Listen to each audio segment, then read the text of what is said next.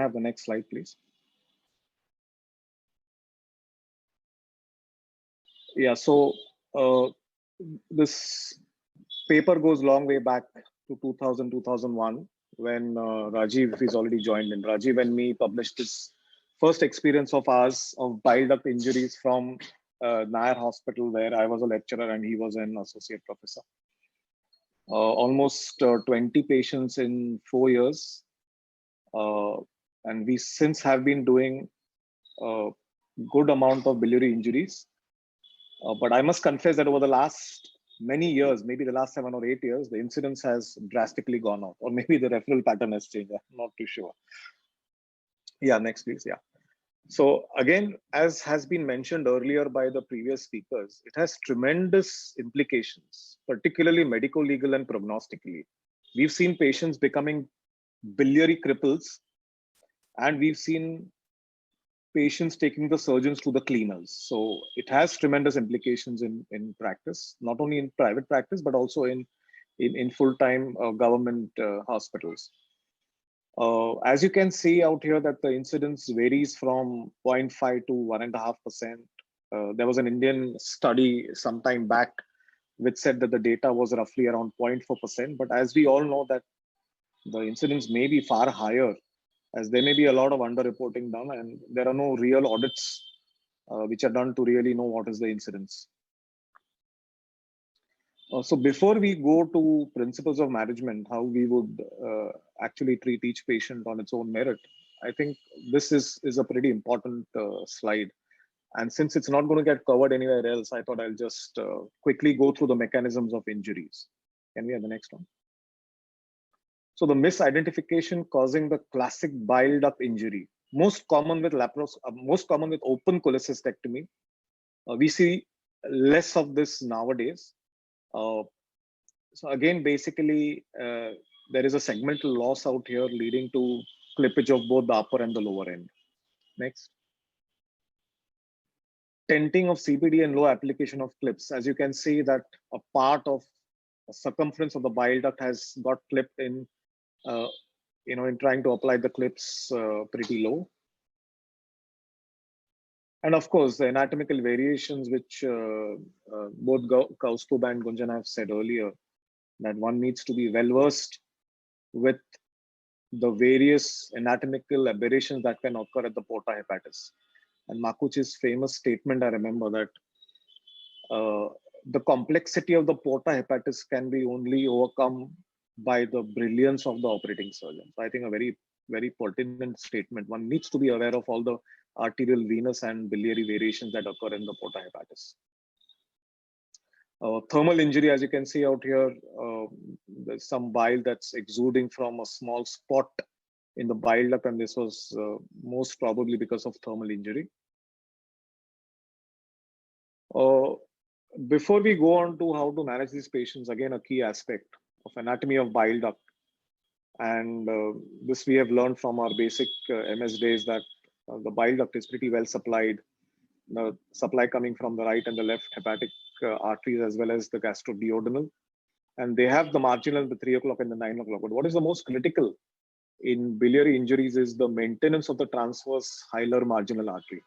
So however bad the arterial or the biliary injury would be, the stricture would stop generally short or generally at the level of the hilus, unless somebody has managed to bugger up the right hepatic or the left hepatic duct. So again, the same picture you can see on the left side, the right hepatic arterial injury with a Strasberg E1 to 3, and on the right side, E4 biliary injury, where primarily the transverse marginal arteries got interrupted. And this one will lead to major issues at the time of treatment. I think it's already been said, the Strasberg classification, but can you just go back? What I want to just highlight is that A is leaky, but minor leaks. So either from the duct of Luschka on the hepatic side or from the cystic duct, whereas the type C is generally a major leakage from the sectorial ducts. D is basically a common bile duct injury, but again, a lateral injury with a leaky bile duct. And as has been said earlier, this is basically the bismuth classification, the E1 to E5. So just let's go through some case scenarios. These are not made at the time of the presentation, but this is what we have seen over the past 25 years. So the immediate post-operative presentation generally occurs between day 2 and 5. The usual presentation is pain, high-grade fever, WBC count is elevated. If there's a drain present, there is bile in the drain, or there's a distended abdomen. The patient is looking sick. I mean, you can see that the patient is not all right. One obviously needs to, can I have the next slide, please? As you can see out here, there's an intraop cholangiogram with bile leaking from the injury out here. This one we got away by just inserting a T-tube at the site of the injury. Next. So this is a simple algorithm that we follow in such patients who present early. USG, if it's not showing anything, we get a CT scan done. Again, CT scan is great to check out if there is any arterial injury. So either there's a bilioma or a biliary peritonitis. If there is large scale bile in the abdomen, you have no option but to open up the patient and drain that leakage as well as give a good lavage, so that at the end of the day, you have a relatively cleaner looking abdomen for a future hepatococcygeostomy. The second case scenario is generally an intermediate post-op presentation, generally around 5 to 7 days. Biliary peritonitis is uncommon. Usual presentation is deepening jaundice. Probably the clip has been placed across or partly across the bile duct. Again, non-invasive investigations or imaging first, like the MRCP. Can we have the next one, please? As you can see out here, in a patient who's got a CHD transaction, the ERCP has failed, and finally we had to resort to the services of the interventional radiologist, Rahul in this case, to drain proximally the bile duct so that the leak settles down, so that you can do in the future a good high hepatococcygeostomy. So again, that's the algorithm. So it's very unusual to have a stone at the lower end, which could lead to this kind of a presentation, but we have seen that as well. And the first thing that you, as a surgeon after a lap chole, you have deepening jaundice, you are actually wondering whether what have you done. But yes, there are a small subset of patients who actually have a stone at the lower end, and majority of them have some kind of a biliary injury, either a cutoff or a lateral injury which is there. So if stenting is not possible, we obviously go ahead with the hepatococcygeostomy. And what is the timing? I think there's a good debate that's going to be there sometime after my talk. So I'm not going to go into those details. And the last scenario is of a delayed presentation. Generally, more than a few weeks, particularly over a few months. Initial cause generally is a lateral flip injury or thermal injury, which luckily has not oozed bile in the perioperative period, which leads to a gradual stricture formation. Progressive jaundice, MRCP tells the story. Whether to get an ERCP or a PTC prior to that, my preference is generally a PTC prior to the surgery. And of course, high hepatococcygeostomy. As you can see out here in the right side image, you can see actually the clips right below the confluence showing a type 3 or a E3 or a kind of a biliary injury. Next, please. And that's the algorithm. Got an MRCP. It's unusual to have a stone, but invariably it's a stricture. My preference generally is a PTBD followed by hepatococcygeostomy. Next, please.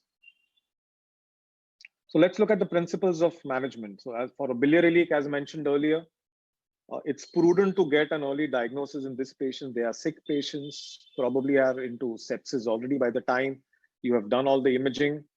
And of course, CT to identify any vascular, concomitant vascular injuries.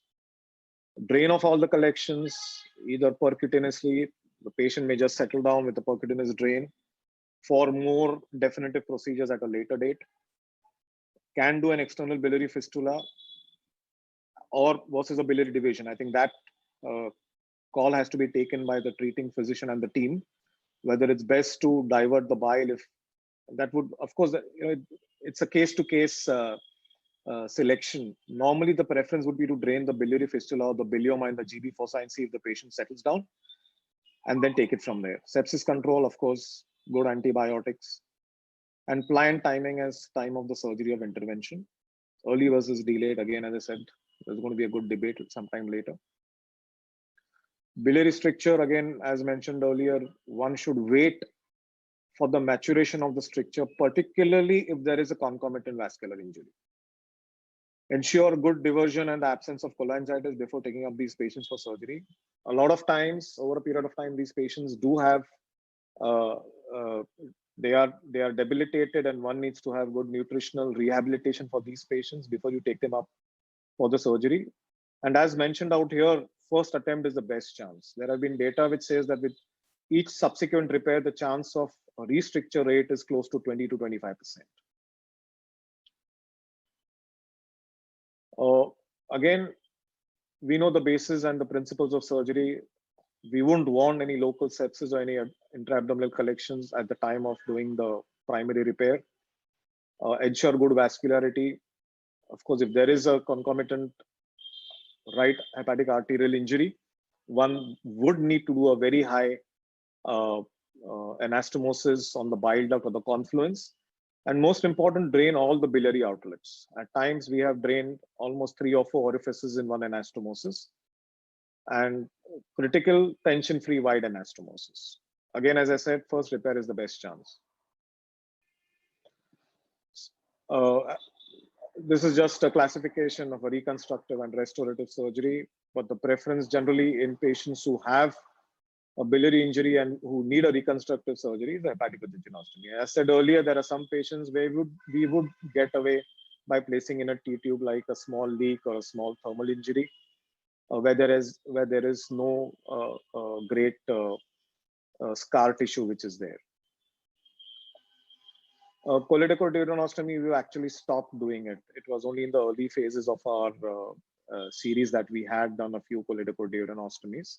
But again, to me, it's more disadvantages than advantages. Next, please. And that's the standard of care as of now. High hepatococcygeostomy to the well vascularized bile duct.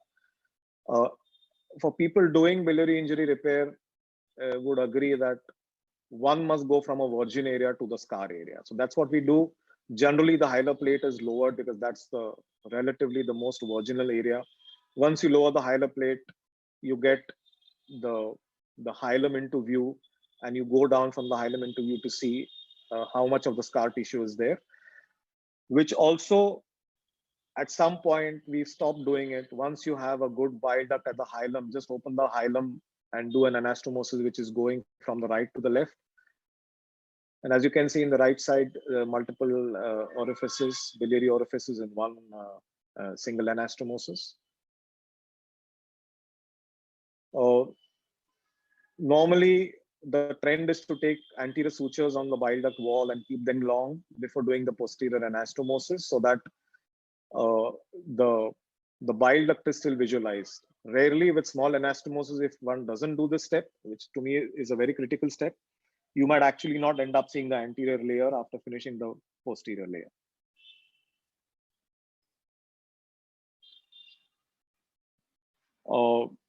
There are times when you have to deal with a segmental loss. As you can see out here, there's a separate left duct anastomosis as well as the right anastomosis. In this particular case, this lady had a lap chole done outside. She had a surgeon trying to repair the anastomosis. We had to redo the anastomosis. There was a segmental loss, a separate left and a separate right posterior and a right anterior. And of course, we had a PTBD done on the left side for better identification. And as you can see, some of the PTBD grams post-operative. We normally keep the PTBD gram intact till the 7th or the 8th day. We get a good gram done. And once the gram is showing good, we clamp the PTBD for 24 hours and then knock it off. One can do it much earlier, but this has been our practice for the last 25 years, and we've not really tried to shift away from that. Again, primary patency is what you need to achieve. So that is the patency achieved within the index period, which is generally 90 days after the surgery. Secondary patency is after the first repair has failed or the index repair has failed. But the ideal outcome is generally after the primary patency. As mentioned earlier, which each subsequent, we've had the misfortune of repairing biliary injuries the third or the fourth time.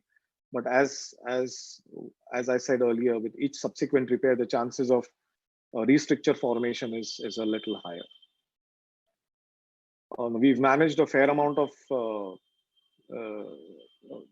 biliary complications over the last many years, including combined biliovascular injuries, and majority of them have been standalone biliary injuries. Most of them ended up with a high hepaticojejunostomies, some of them redos, some of them multiple redos.